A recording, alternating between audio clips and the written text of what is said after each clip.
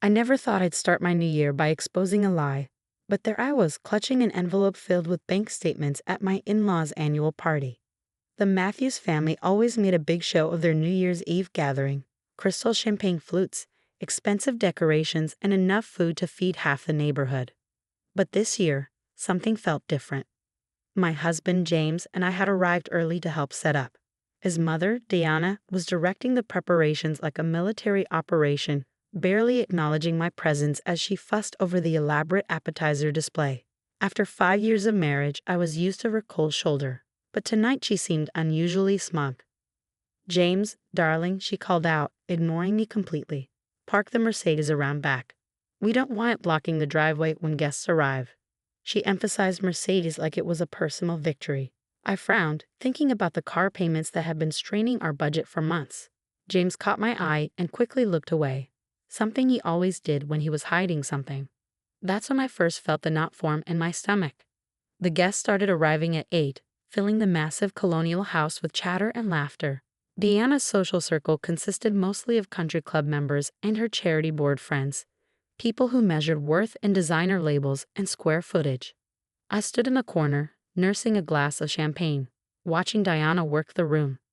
"Oh, you must see the gorgeous car I bought James and Kate for Christmas," I overheard her telling her friend Margaret. "A mother must take care of her children, you know." I nearly choked on my drink. The car she bought us? The same car we'd been making payments on since September. Before I could process this, James's sister Emma appeared beside me.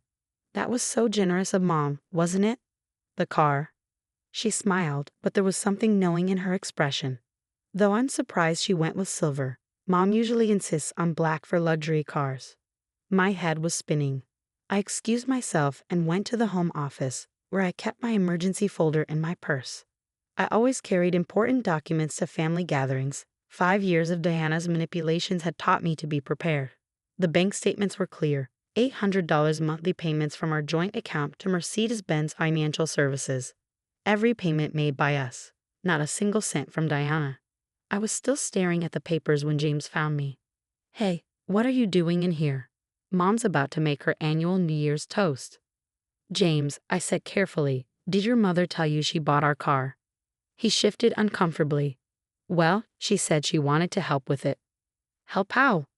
"We've been making every payment ourselves. I have the statements right here." Before he could respond, Diana's voice rang through the house. "Everyone, gather in the living room." James grabbed my hand. "Let's talk about this later, okay?" You know how Mom gets about her New Year's speech.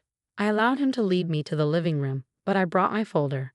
Diana stood by the fireplace, champagne in hand, looking every bit the wealthy matriarch in her designer dress and signature pearls. "As we welcome another year," she began, "I want to thank everyone for being here. Family is everything to me, and I'm blessed to be able to support mine." She smiled at James. "Like the beautiful new Mercedes I got my son and his wife for Christmas."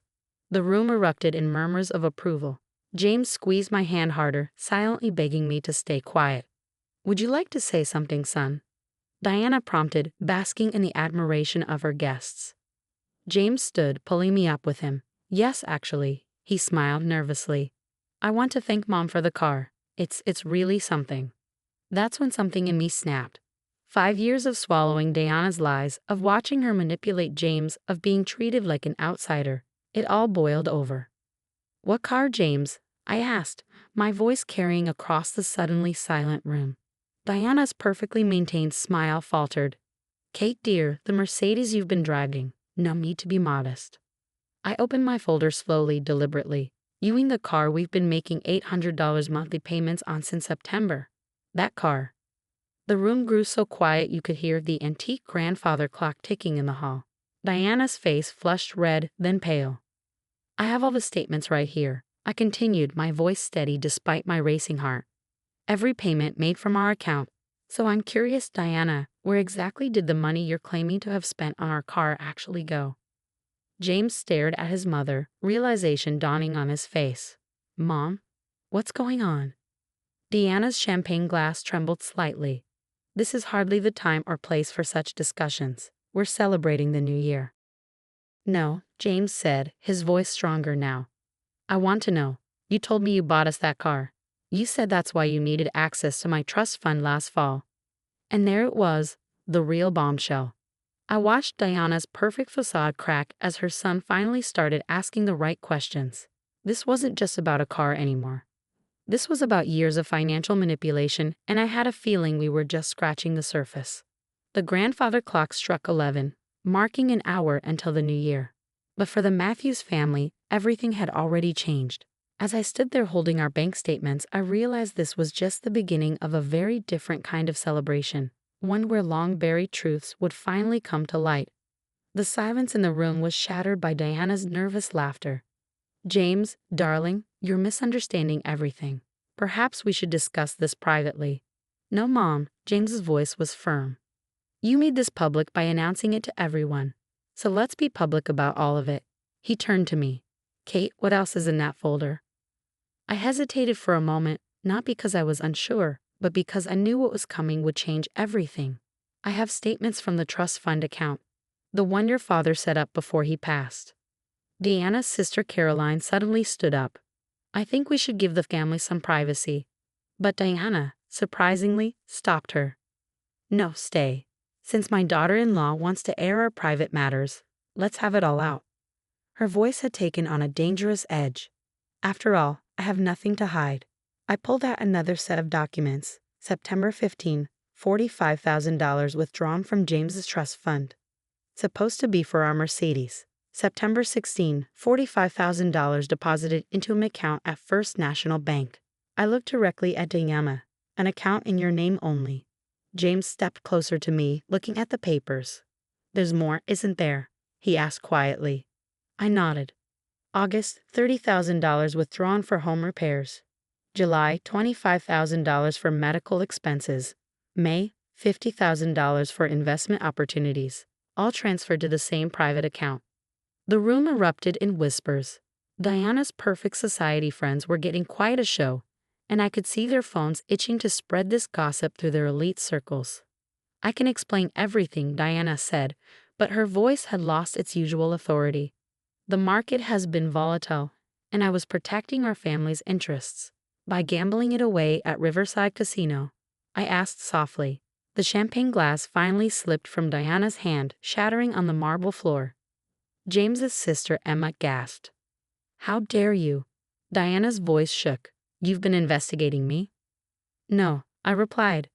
"The casino sent a congratulatory letter to our house by mistake last month. Apparently, he used our address when you signed up for their High Rollers program. They were very detailed about your gaming history." James sank into a nearby chair, his face ashen. "Mom, please tell me this isn't true."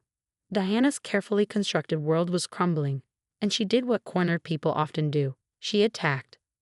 "None of this would have happened if you'd married someone from our circle, James. Someone who understands our way of life." She pointed at me accusingly. "Instead, you brought this accountant who keeps spreadsheets of everything." "Thank God she did." Emma suddenly spoke up. "Mom, did you do the same thing with my trust fund?" The color drained from Diana's face. "And mine?" Tom, James' younger brother, stepped forward. I pulled out more papers. "I have those statements too. I got them when James gave me power of attorney last month." Diana whirled on her son. "You gave her power of attorney?" "Behind my back. Because I finally started noticing things weren't adding up," James said, standing taller. "The car was just the final piece. You've been gaslighting all of us for years, making us think we were crazy for questioning where the money went." The antique clock struck 11:30. In 30 minutes it would be a new year, but the Matthews family would never be the same. "I want a full accounting," Emma demanded. "Every penny from all our trust funds. And explanations for every withdrawal," Tom added. Diana looked around the room, at her carefully cultivated social circle watching her downfall, at her children united against her, at me standing there with the evidence of her deception. Her mask finally cracked completely. "I'll pay it all back," she whispered. "I just need time, one more big win." "No," James cut her off. "No more gambling. No more lies." He turned to the remaining guests. "Thank you all for coming, but I think it's best if we end the party early." As the shocked guests filed out, some barely concealing their glee at the drama, I watched my mother-in-law sink into her favorite armchair, looking smaller and older than I'd ever seen her. The perfect Matthews family facade had shattered like Diana's champagne glass on the marble floor. But as I looked at James, standing tall and finally free from his mother's manipulation, I knew that sometimes things need to break before they can be rebuilt stronger. The new year was coming, and with it, a reckoning that was long overdue. The first day of the new year dawned cold and gray, fitting for the conversations ahead. We'd spent the night at a hotel, none of us able to stay in that house after everything that had unfolded. James barely spoke, processing the weight of his mother's betrayal. By noon, we were all gathered in Diana's living room again. James, Emma, Tom, their spouses, and Diana, who sat rigidly in her chair, looking like she aged a decade overnight. The family lawyer, Mr. Patterson, had joined us at James' insistence. The total amount withdrawn from the combined trust funds over the past 2 years, Mr. Patterson began, adjusting his glasses, comes to approximately $780,000. Emma let out a choked sob. Her husband gripped her hand tightly. Of that amount, he continued, we've traced about $650,000 to various casinos and online gambling sites. The remaining funds were used for. He paused, glancing at Diana. Personal expenses. Designer clothes and spa treatments, I added quietly, holding up the credit card statements. All while telling us the trust funds were being invested in real estate. Diana sat straight-backed, her pride still intact even as her world crumbled. I was going to win it back. I had a system. A system? Tom laughed bitterly. That was our future, Mom. My kid's college fund was in that trust. We can press charges, Mr. Patterson said carefully.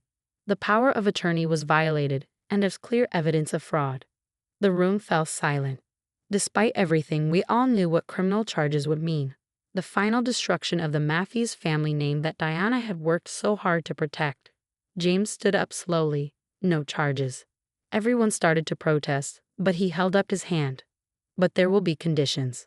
He walked over to his mother, and for the first time, I saw him tower over her instead of cowering under her manipulation. First, you'll sign over the house. It'll be sold to start repaying what you took. Second, you'll seek treatment for your gambling addiction. Real treatment, not some spa retreat you can twist into another social status symbol. Third, you'll have no access to any family finances. Ever again. Diana's lips trembled. Where am I supposed to live?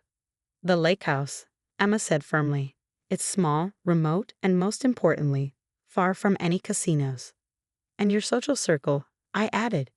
The ones you were trying so hard to impress, they're part of the problem.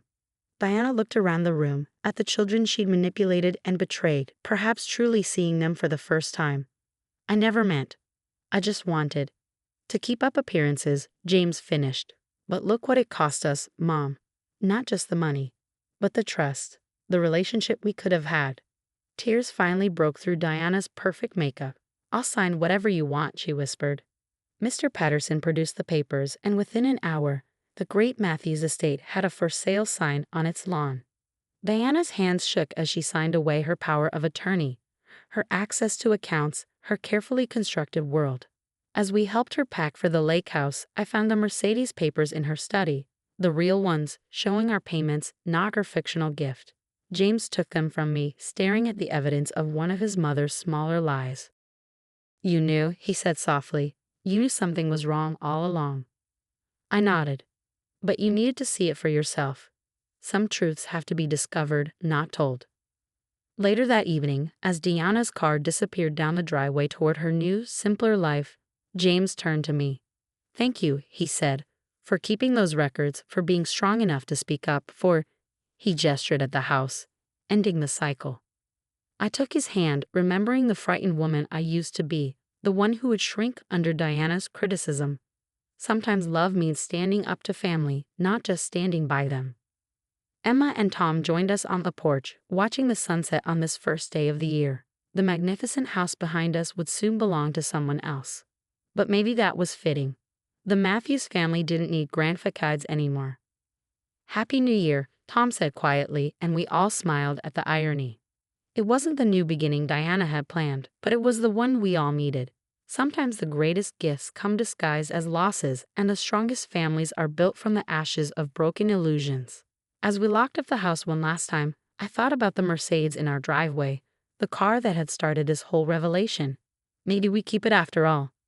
Not as a symbol of Diana's false generosity, but as a reminder that the truth, no matter how difficult, is always worth the price.